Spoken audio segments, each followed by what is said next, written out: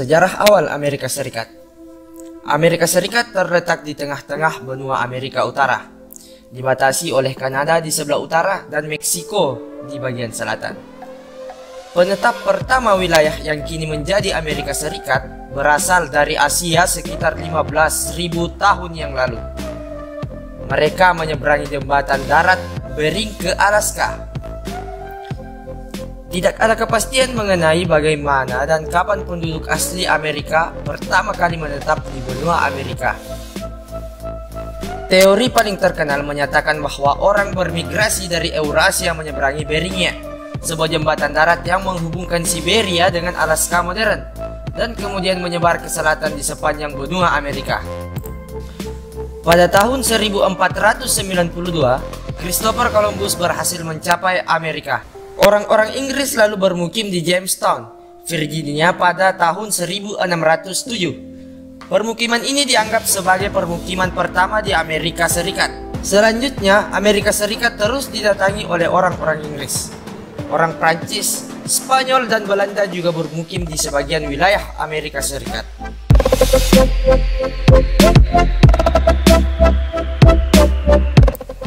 Setelah periode penjelajahan yang dilakukan oleh negara-negara besar di Eropa, permukiman pertama didirikan pada tahun 1607. Orang Eropa membawa kuda, sapi, dan babi ke benua Amerika, dan juga membawa jagung, kalkun, kentang, kacang, tembakau, dan labu ke Eropa. Pada masa penjajahan Spanyol yang dimulai pada 19 November 1493, Spanyol mengirim beberapa pemukim, mendirikan permukiman Eropa permanen pertama di Amerika Serikat yang bertepatan di San Agustin, Florida pada tahun 1565. Namun hanya sedikit yang menetap permanen di sana. Permukiman Spanyol yang tumbuh menjadi kota-kota penting antara lain San Antonio, Tucson, San Diego, Los Angeles, Santa Barbara, dan San Francisco.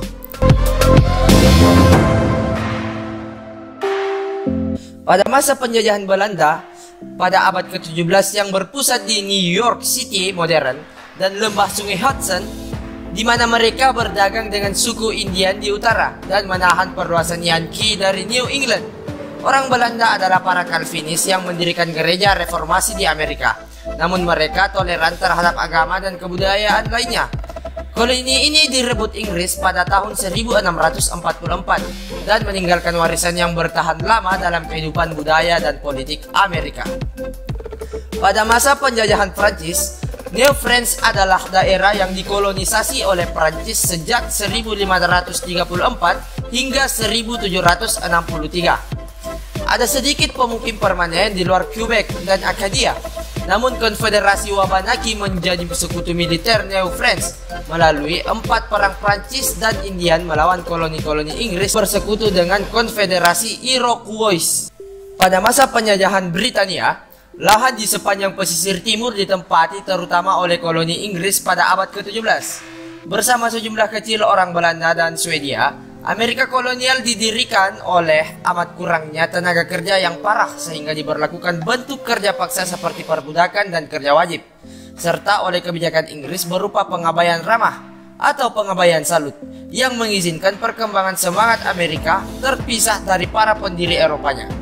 Kerajaan Inggris menjadi penjajah yang paling lama menduduki benua Amerika, yaitu pada tahun 1585 hingga 1776 Masehi. Hal inilah yang membuat penduduk Amerika menggunakan bahasa Inggris sebagai bahasa nasionalnya.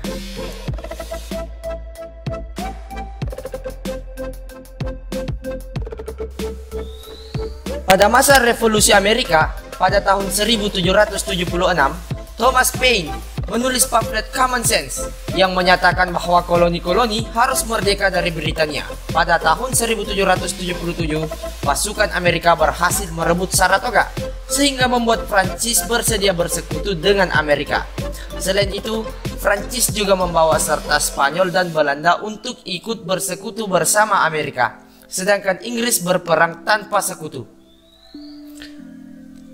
Pada 4 Juli 1776, Kongres Kontinental berkumpul di Philadelphia dan menyatakan kemerdekaan Amerika Serikat.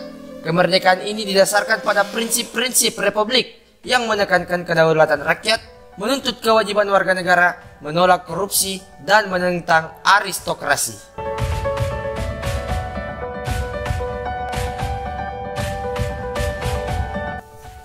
Pada masa awal Republik, Konstitusi dan Konfederasi Amerika tidak mengatur adanya seorang pemimpin. Akhirnya, Konstitusi Amerika Serikat ditulis pada tahun 1787. Sehingga pada tahun 1789, George Washington, Presiden Konvensi Konstitusi, terpilih sebagai Presiden pertama Amerika Serikat. Prestasi utama dari kepemimpinan Washington adalah terciptanya pemerintahan nasional yang diakui oleh seluruh rakyat Amerika.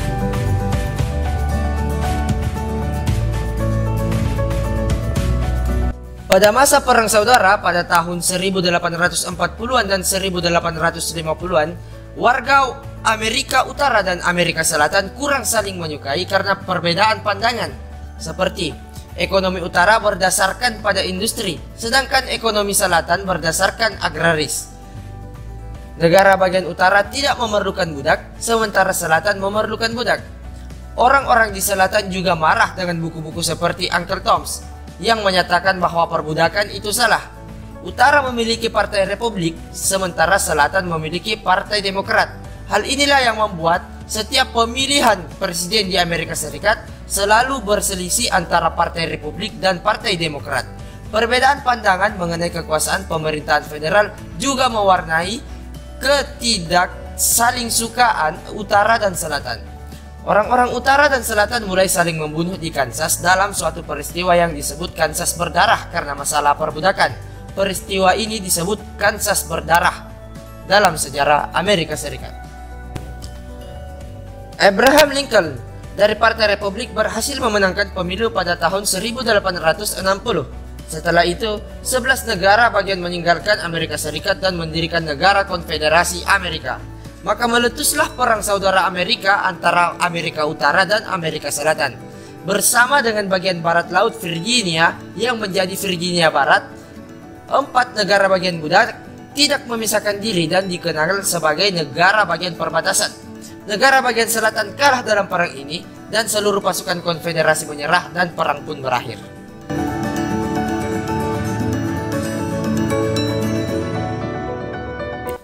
Pada masa rekonstruksi, rekonstruksi berlangsung sejak proklamasi emansipasi Lincoln pada 1 Januari 1863 hingga kompromi 1877. Lincoln terpilih kembali sebagai presiden pada tahun 1864. Akan tetapi, ketika menghadiri drama di Ford Theater, Washington DC, ia ditembak oleh John Wilkes Booth. Lincoln menjadi presiden Amerika pertama yang tewas dibunuh. Ia digantikan oleh Andrew Johnson.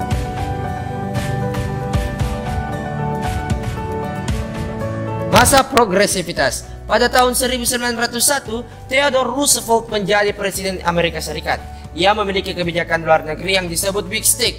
Maksudnya ialah bahwa Amerika Serikat harus memiliki angkatan laut yang besar dan melakukan pengawasan terhadap Amerika Latin. Antara tahun 1908 hingga 1930, Amerika Serikat beberapa kali mengirimkan tentara ke Amerika Latin. Selain itu, ketika Theodore Roosevelt menjadi pejabat, penggalian terusan Panama terus dilakukan. Woodrow Wilson terpilih sebagai presiden pada tahun 1912. Ia juga adalah seorang progresivitas, tetapi tidak sepenuhnya mirip Theodore Roosevelt. Pada tahun itu pula, Arizona menjadi negara bagian terakhir dari Amerika Serikat di daratan, sehingga perbatasan Amerika pun berakhir. Inovasi yang muncul pada masa ini adalah kebijakan pintu terbuka, di mana kekuasaan imperial diberi akses setara untuk bisnis Cina, namun mereka tak diperbolehkan menguasai bisnis Cina.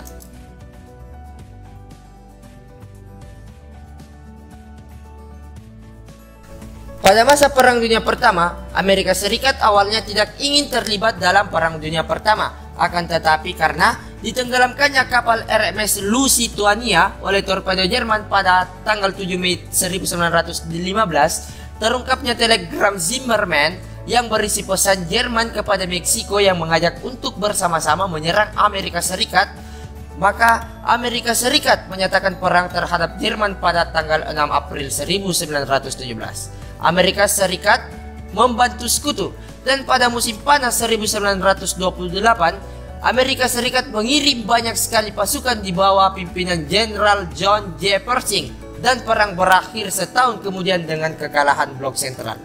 Pada masa Perang Dunia Pertama juga terjadi penuntutan oleh kaum wanita di Amerika yang menuntut hak suara perempuan. Setelah Perang Dunia Pertama, semakin banyak negara bagian barat yang memberi hak suara untuk perempuan. Salah satu tokoh perempuan pertama yang terpilih adalah Jeannette Rankin dari Montana. Kongres meloloskan amandemen ke-19 pada tahun 1919 dan perempuan berhak memilih pada tahun 1920. Pada tahun 1920-an merupakan era ledakan ekonomi dan kesejahteraan bagi Amerika Serikat. Pada masa ini, banyak orang Afrika hingga Amerika yang pindah dari selatan ke kota-kota besar seperti New York City, Chicago, St. Louis, dan Los Angeles. Mereka membawa musik jazz, sehingga pada tahun 1920-an dijuluki sebagai zaman jazz. Warren G. Harding menjadi presiden pada tahun 1921. Ia meyakini bahwa jalan terbaik untuk memperbaiki ekonomi adalah bersahabat dengan bisnis-bisnis besar melalui pematokan pajak dan pengurangan regulasi. Performa ekonomi berlangsung dengan baik di bawah kebijakan ini. Akan tetapi jurang antara kaya dan miskin semakin melebar, yaitu kapitalisme. Pada masa Perang Dunia Kedua meletus pada tanggal 1 September 1939. Amerika Serikat menyatakan mereka tidak ingin terlibat. Sebagian besar warga negara Amerika Serikat merasa sebaiknya tetap netral dalam perang tersebut. Namun, Jepang mengebom Pearl Harbor pada tanggal 7 Desember 1941. Akibatnya, Amerika Serikat menyatakan perang terhadap blok poros, yaitu Jerman, Jepang, dan Italia.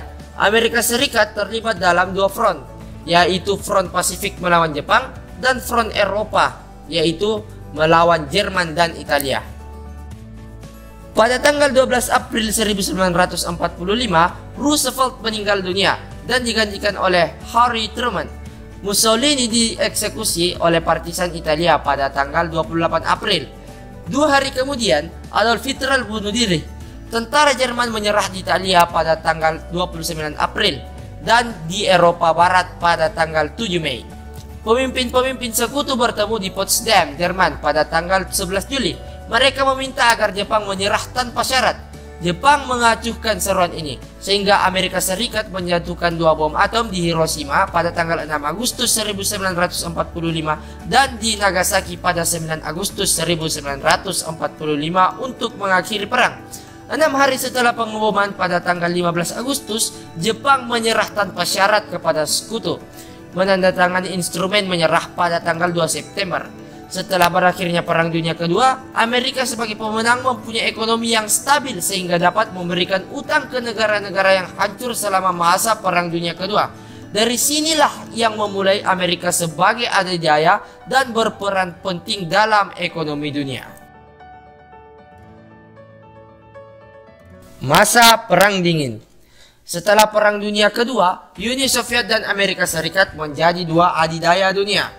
Perang Dingin merupakan periode ketegangan dan persaingan antara Uni Soviet dan Amerika Serikat. Akan tetapi, tentara Amerika dan Soviet tidak pernah bertemu secara langsung dalam medan perang, namun bertempur secara tidak langsung, seperti dalam Perang Korea pada tahun 1950-an dan Perang Vietnam pada tahun 1950-an hingga 1970-an. Kedua perang tersebut merupakan perang antara pemerintah utara yang mengandung ajaran komunis yang didukung oleh Soviet dan Republik Rakyat Tiongkok, dan pemerintahan selatan yang dibantu oleh Amerika Serikat yang berbudaya demokrasi. Perang Korea berakhir dengan pembagian Korea, sementara Perang Vietnam dimenangkan oleh Vietnam komunis setelah Amerika Serikat mundur dari Vietnam. Perlombaan senjata juga berlangsung antara Amerika Serikat dengan Soviet. Amerika Serikat menyebabkan dananya untuk proyek-proyek pertahanan itu habis. Selain perlombaan senjata, perlombaan luar angkasa juga berlangsung. Perlombaan ini dimulai ketika Soviet meluncurkan Sputnik pada tahun 1957. Dalam beberapa tahun, baik Amerika Serikat maupun Soviet yang meluncurkan satelit dan juga mengirimkan hewan dan manusia ke luar angkasa. Amerika mendominasi Perang Dingin dalam sektor ideologi dan kebudayaan yang berhasil menghadirkan dan menyebarkan konsep demokrasi dan kebebasannya, sehingga banyak negara bagian Soviet yang memberontak. Perang Dingin berakhir dengan runtuhnya Soviet pada Desember 1991. Setelah berakhirnya Perang Dingin, Amerika Serikat menjadi masyarakat post-industrial. Amerika Serikat juga mulai mengalami defisit perdagangan. Timur Tengah menjadi penting dalam kebijakan luar negeri Amerika Serikat karena Amerika memperoleh miliaran barel minyak dari Timur Tengah.